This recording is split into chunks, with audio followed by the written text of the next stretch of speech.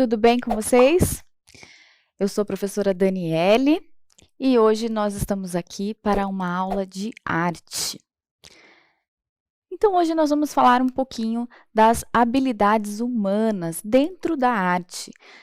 Como todas essas habilidades influenciam na nossa vida e como a arte está em tudo, nas coisas que nós temos na cultura e no nosso dia a dia.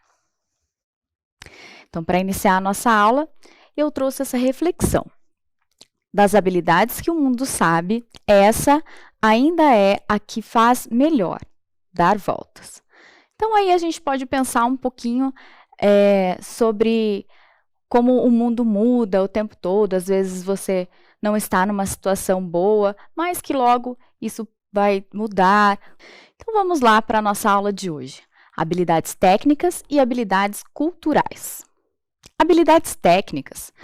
As habilidades que permitem construir e manipular ferramentas com as quais pode-se produzir desde objetos simples até as construções mais complexas. Então, ao longo da história da humanidade, o homem foi desenvolvendo suas habilidades, desde as construções dos objetos mais simples até os mais complexos. Habilidades técnicas. O desenho, por exemplo, a gente pode pensar que o desenho é uma habilidade natural do ser humano e que a gente desenvolve antes mesmo de aprender a ler e escrever. Então, lá na infância, a criança já representa por desenhos. Começam com alguns registros gráficos, aparentemente sem muita representação, mas logo eles vão evoluindo e já começa a representar, a se expressar por meio de desenhos. Então, se a gente parar para pensar também, em algum momento da vida, nós estagnamos no desenho. E o nosso desenho volta a ser uma construção infantil. Aquele que nós aprendemos lá na educação infantil. Com alguns elementos sempre repetitivos. Por quê? Porque a partir de algum momento a gente para de desenvolver essa habilidade do desenho. E quem que desenvolve já vai para um estudo mais técnico, que aí são os engenheiros, os designers, realmente aprende as técnicas que consegue transmitir ou transpor a realidade de uma paisagem, a realidade de um objeto, de uma construção no desenho. Então, habilidades técnicas também contemplam aí habilidade de manuseio, de construção de artefatos, de artesanato, como também o tear. O tear é uma técnica que exige muita concentração, muita criatividade. Então, o que nos diferencia dos animais é essa capacidade de criação, de combinar as cores, de dar asas ao imaginário. Então, a gente não utiliza as habilidades apenas para sobrevivermos, mas para criar também.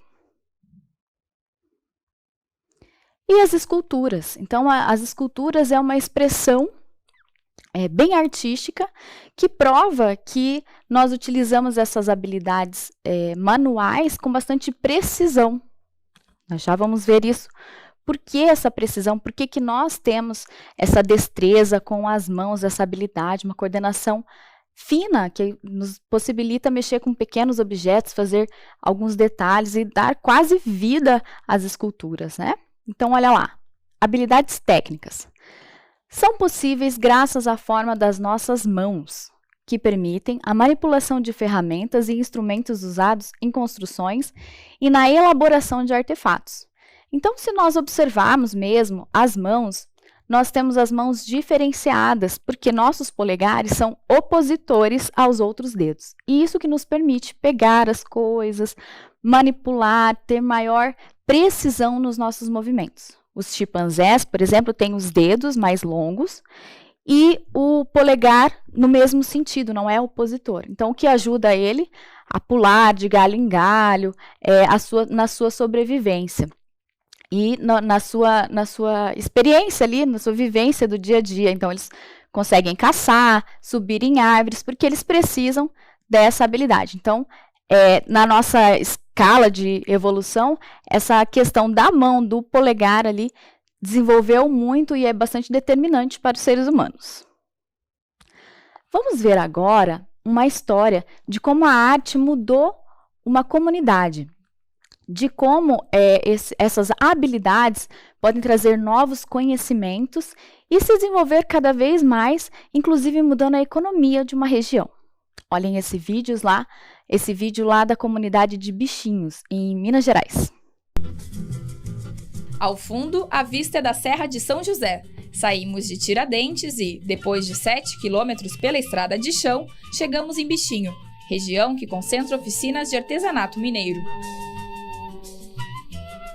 Nossa primeira parada é onde tudo começou, há mais de 20 anos, na oficina de Agosto, criada pelo artista plástico Totti.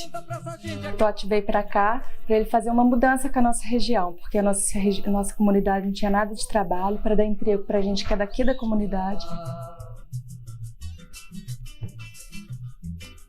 Com o desenvolvimento do artesanato, moradores como a Simone, a Cleide e a Cristina não precisaram mais se deslocar para outra cidade. A gente trabalhava em Tiradentes, aí tinha que pegar um ônibus. Muitas vezes aqui era de terra, o ônibus já não vinha porque agarrava quando chovia. Agora não, é só sair de casa e vir para cá.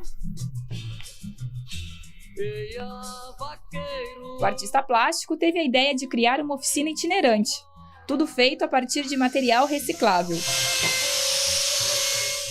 As esculturas são feitas com dormentes antigos, as molduras são feitas com as portas, janela, aí ele utiliza as latinhas de óleo para fazer as florzinhas, as tampinhas de refrigerante para fazer florzinha, aí usa ferradura, ele transforma em castiçal, madeira, lata, papel machê.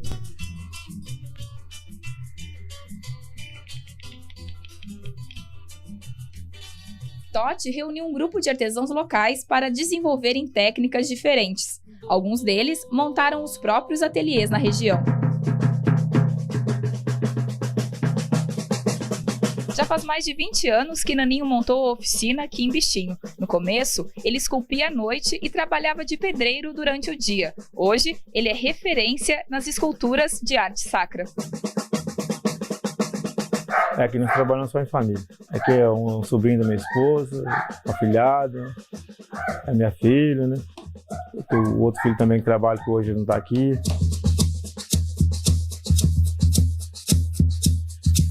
Foi às vésperas de uma Semana Santa, quando uma igreja de Tiradentes não podia emprestar uma imagem para a procissão do Senhor Morto, que Naninho esculpiu seu primeiro trabalho, um Cristo na madeira. Nós temos o divino, né, que é o que mais faz, é o que a gente pega encomenda grande, né? Minha vida, mulher, desse corpo você não vai entrar.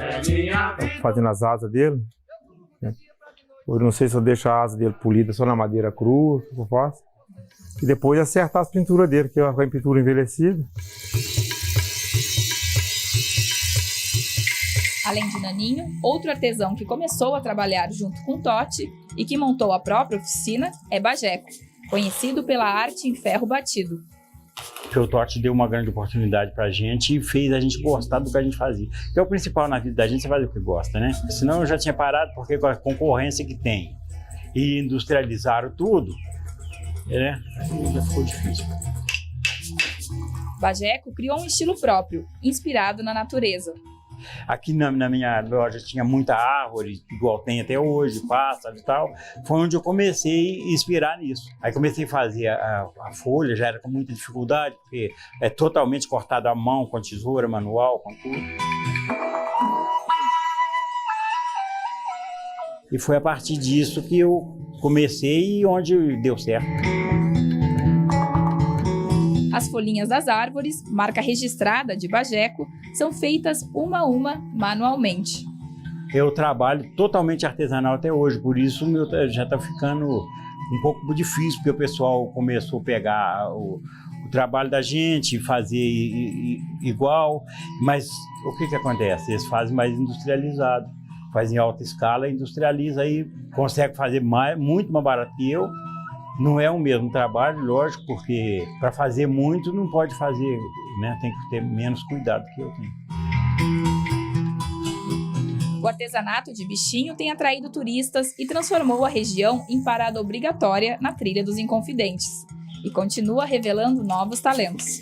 O que mais que tem aí além da pomba? A pomba Esplendor.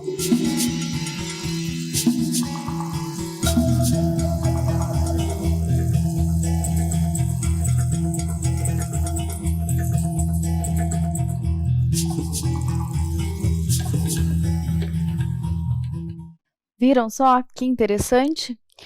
É um artista, o Totti, que levou para essa região as oficinas de agosto, que eram oficinas de arte itinerantes. E ali ele desenvolveu e ensinou as técnicas de artes visuais, de manipulação, de escultura em madeira, escultura em diversos artefatos, que eles inclusive acabam utilizando materiais recicláveis, e acabou mudando toda a vida daquela comunidade. Esse artesanato passou a ser uma referência, é conhecido mundialmente por essas características, principalmente esses trabalhos manuais, que só são encontrados lá, feito por esses artistas. Então, é um trabalho bem bacana, que vale a pena a gente conhecer, e vale a pena a gente pensar também, explorar que habilidade que a gente poderia desenvolver no artesanato. Então, é só uma questão de se dedicar, de tentar várias vezes, e aí construir, de repente, uma obra de arte.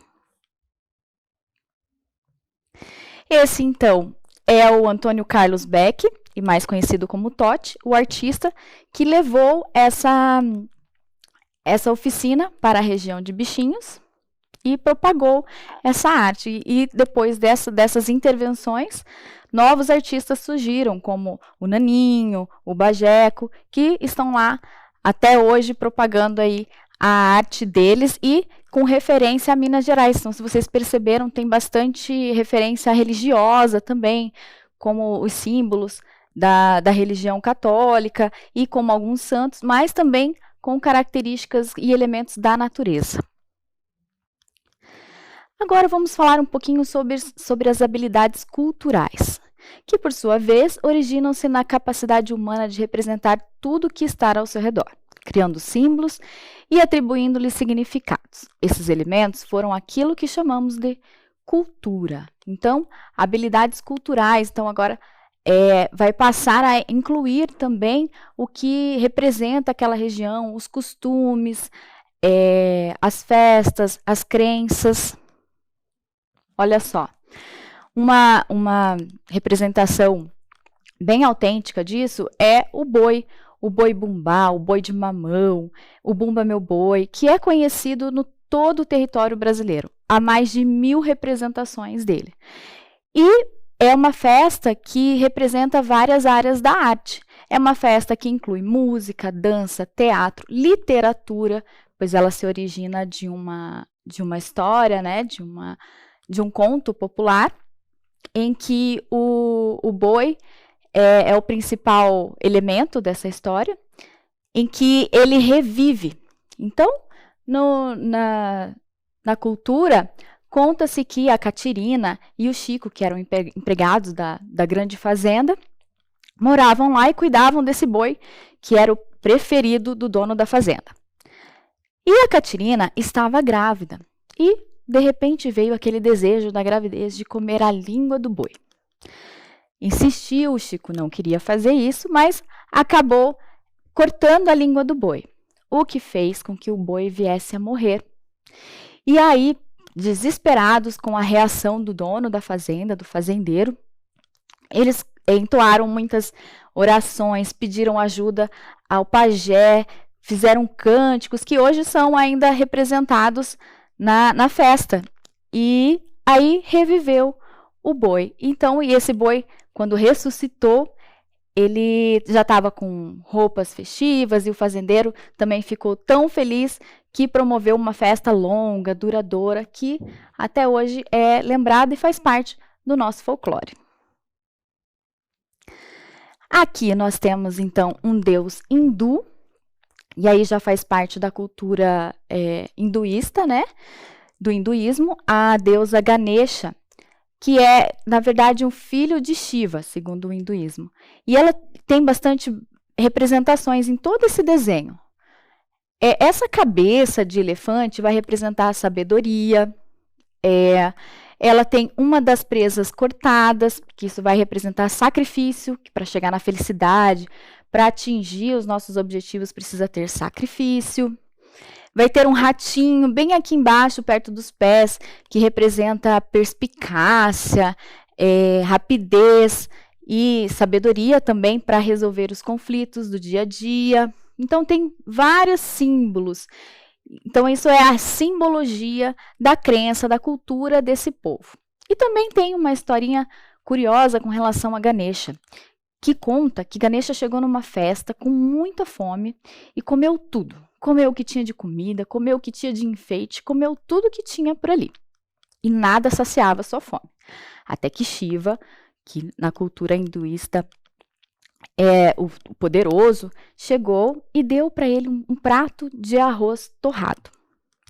Então, na simbologia dessa crença, significa que o prato de arroz torrado é que Ganesha torrou, queimou os seus apegos, a sua ganância pelo que é material.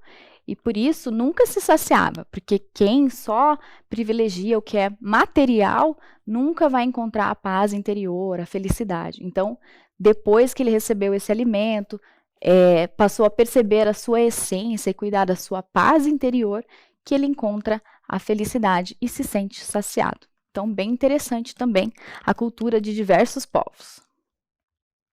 E aqui, uma representação do Coliseu.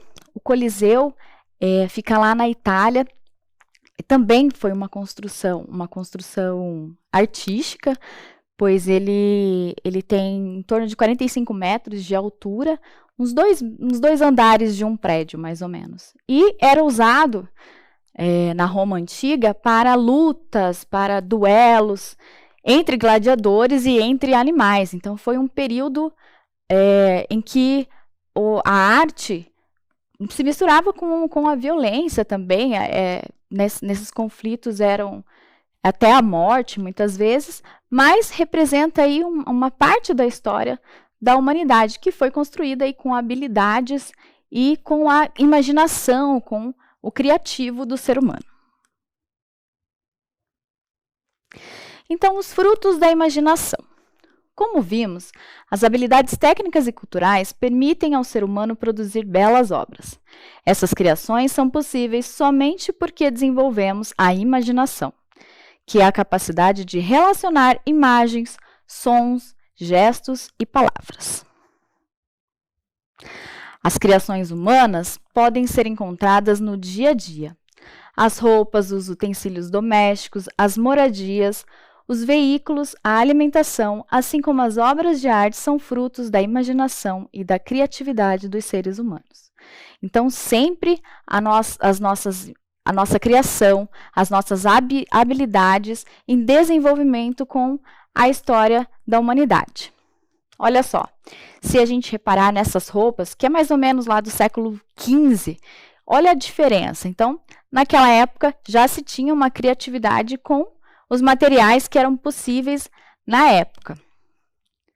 E hoje, se a gente comparar, já tem muitos elementos da modernidade. Então, no próprio vestuário, há a arte e a representação do imaginário, da criação.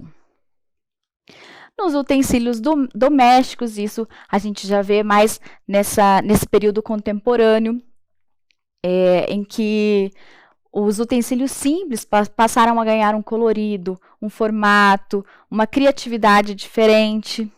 Olha só. Então, aqui, até para coisas simples, olha, para fazer um biscoitinho, a formatos de estrela, de coração. Então, várias modificações aí possíveis com as habilidades em arte. E até mesmo os cortadores. Esse cortador aí mostra um tomate, mas pode ser cortado um outro alimento, que aí já se tornou uma criação artística, mas também uma ferramenta para facilitar o dia a dia. Olha lá o cortador, o descascador de batatas, que ele tem duas opções para ser usado, né? Aqui ele descasca a batata e aqui pode ralar uma cenoura. E o que também passou a ser demonstrado nas moradias. Então, aqui nós temos as casas de palafita. Claro que a gente vê ali também uma utilização pela necessidade, que provavelmente, morando ali perto do rio, há enchente, há a cheia desses rios, então precisa ser a casa elevada, mas sempre uma adaptação com as habilidades que o homem desenvolve.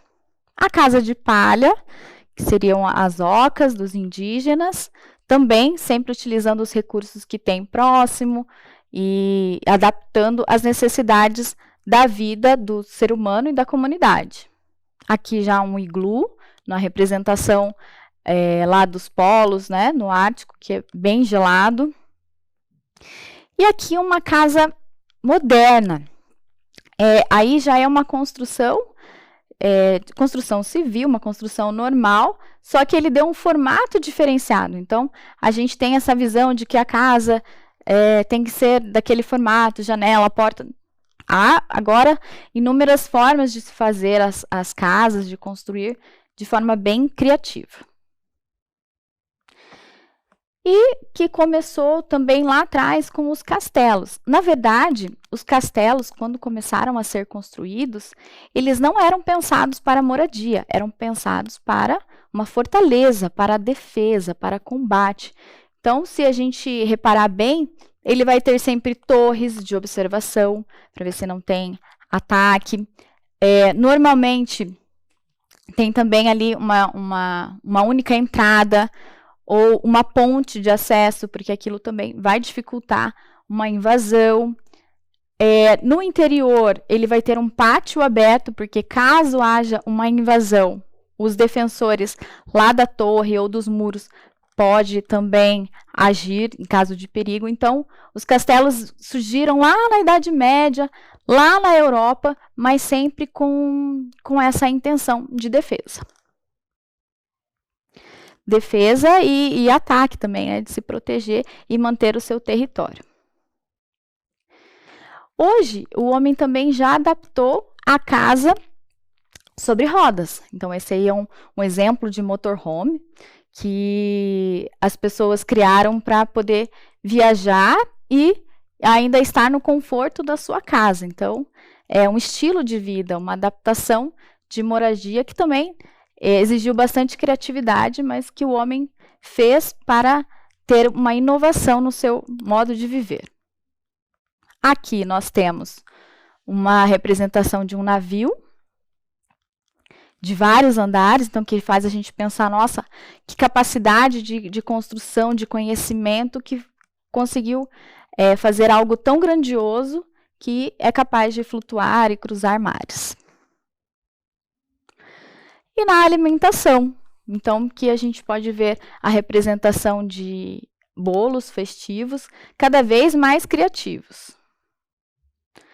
Que pode também vir numa alimentação simples, num prato simples de fruta em casa, para atrair aí os não adeptos a comer um vegetal ou uma fruta. Então, há sempre uma maneira de incrementar ou de deixar mais atrativo esse prato. E esse aqui também já é um prato típico, mas também apresentado de uma maneira bem estética, de uma maneira bem bonita. E agora nós vamos falar um pouquinho sobre as obras de arte. A escultura de Vênus de Willendorf, por exemplo, produzida há milhares de anos antes de Cristo, corresponderia à forma como os povos antigos representavam uma deusa mãe. Olhem só essa escultura da Vênus de Willendorf. Ela é uma escultura do período pré-histórico, do Paleolítico. Então, ela é muito antiga, ela tem em torno de 22 a 24 mil anos.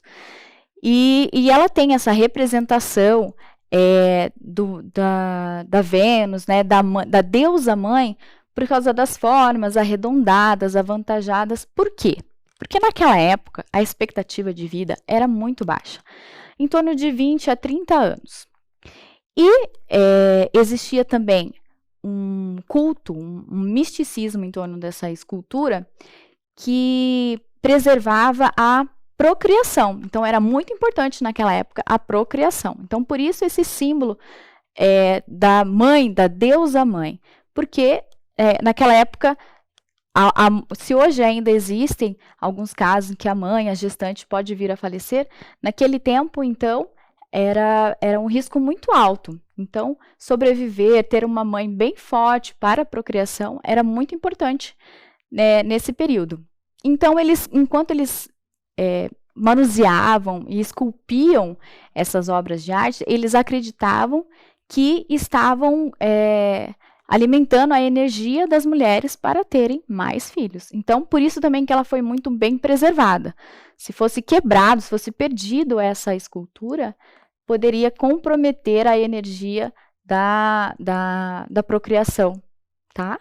Então, é bem interessante a história dessa escultura. Ela é chamada de Willendorf porque ela foi encontrada nessa cidade, que é lá na Áustria. E como que eles souberam, como que os estudiosos identificaram que eles tinham esse culto, essa ligação com essa obra de arte? Porque ali próximo, então, muito depois da pré-história, ainda haviam comunidades, tribos que viviam de forma bem afastada da vida urbana e que cultuavam também essa deusa. Então, não havia registro, não havia escritas, mas foi possível fazer essa ligação, porque era o mesmo simbolismo, era a mesma leitura. Então, olha só. Alguns estudiosos acreditam que, por causa das formas arredondadas, volumosas e acolhedora da estatueta, ela teria sido usada como amuleto por mulheres que desejavam aumentar a sua fertilidade. Então, mulheres que desejavam ter filhos, amamentar e aumentar a fertilidade.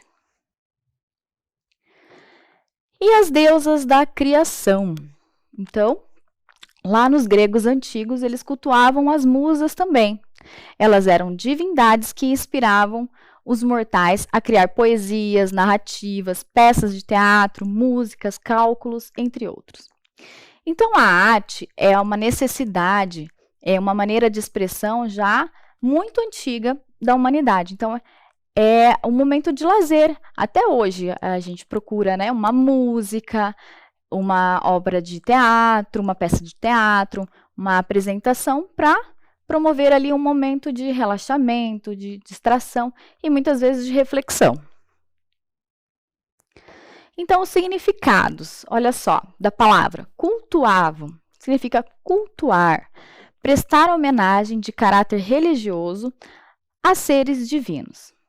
E divindade é qualquer ser divino. As deusas da criação. Segundo a cultura grega, quando alguém era tocado por uma dessas entidades, tornava-se capaz de criar obras especiais que impressionavam a todos. Então, vamos ver um pouquinho sobre essas deusas.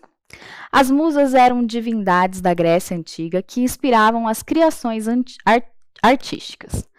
Então, as deusas seriam, segundo a mitologia grega, as filhas de Zeus e Mnemosine. Essas filhas, ao todo, em torno de 9 filhas, deusas, né, musas. Mas aqui nós vamos apresentar só algumas para que a gente possa fazer relação com as habilidades e o conhecimento artístico dos humanos. As deusas da criação. Então, a deusa Clio, a deusa da história, que era a deusa que daria o dom para a pessoa registrar, compreender o momento vivido e o momento passado. A deusa Euterpe é a deusa da música. Ela também daria o dom da música, da criação, da melodia, da compreensão da linguagem musical. E a deusa Erato, a deusa da poesia. Então, cada uma delas tinham características e um artefato que identifica a sua divindade, que identifica o seu dom, a sua iluminação, que eles acreditavam que as pessoas que desenvolviam essas habilidades é porque eram tocados por essas musas. E a deusa da criação, a Terpsícore, a deusa da dança. Então, aí ela já evidencia um talento para a dança, para ritmos, para a criação de movimentos artísticos. E também a musa Urânia, que seria a deusa da astronomia. Então, ela tocaria com o dom da ciência, da interpretação das estrelas, da criatividade também, do pensamento, além do que era visto, do que se conhecia. Então, agora, para a gente encaminhar para o encerramento da nossa aula, nós vamos pensar em uma atividade. Então, vamos para uma atividade? Então, pensando sobre as musas inspiradoras, as musas das artes, da criação. Escreva o nome das 2 musas retratadas na obra a seguir, de acordo com a arte por elas presididas. Então, vou mostrar para vocês a obra de arte.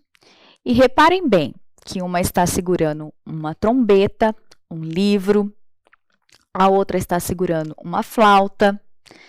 E há uma terceira ali, embora nós vamos pensar no nome de 2, mas há uma terceira também segurando uma máscara. Vou dar um tempo para vocês pensarem. Qual seria o nome da musa que representa a história? Vamos lá?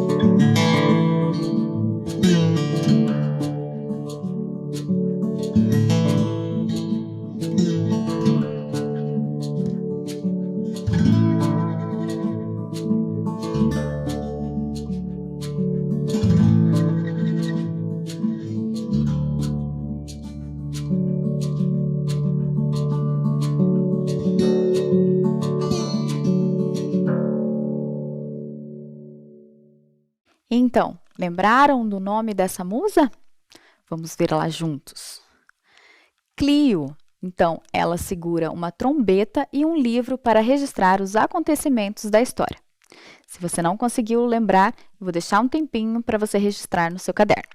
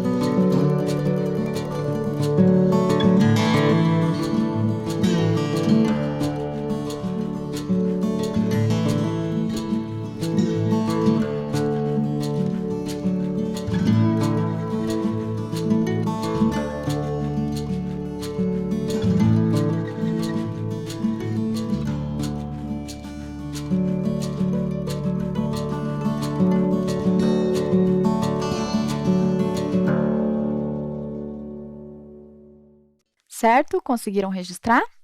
E agora vamos lembrar do nome da musa, da música. Como é o nome da musa que toca uma flauta em referência à música? Vocês se lembram? É um nome bem diferente. Vou dar um tempo para vocês pensarem.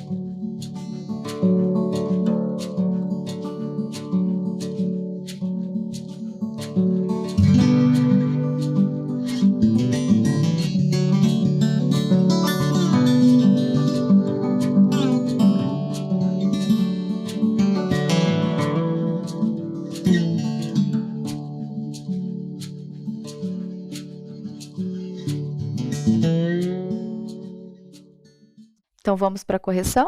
Então, olha lá, a musa que segura a flauta. O nome dela é Euterpe, toca uma flauta em referência à música. Mais um minutinho para vocês corrigirem.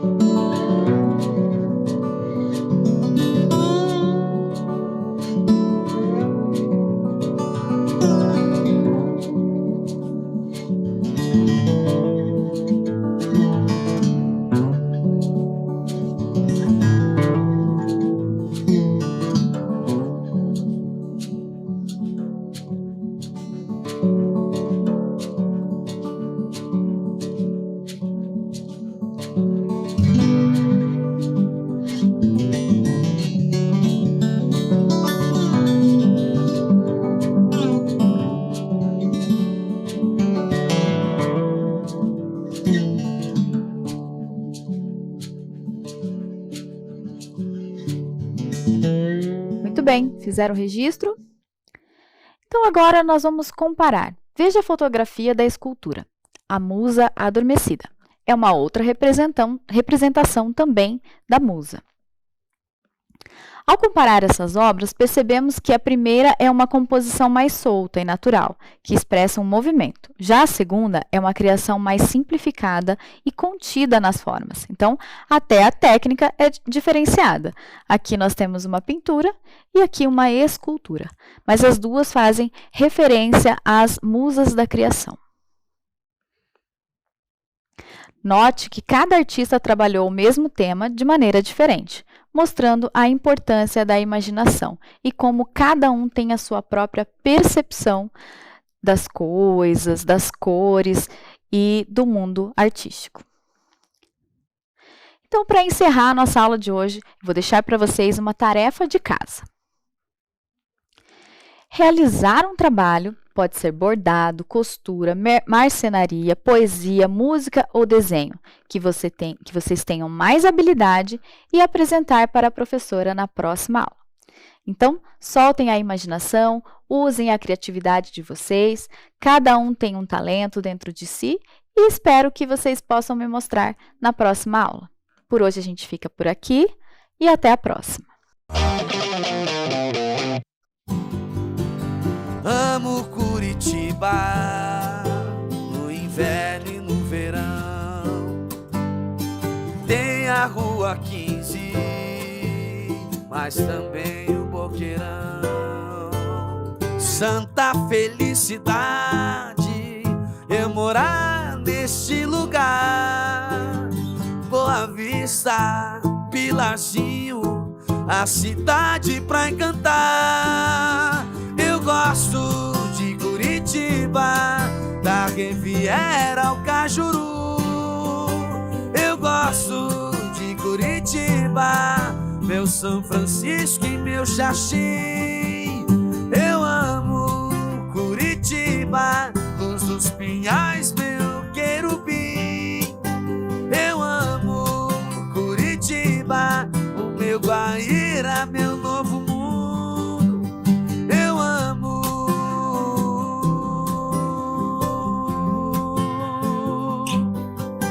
Curitiba.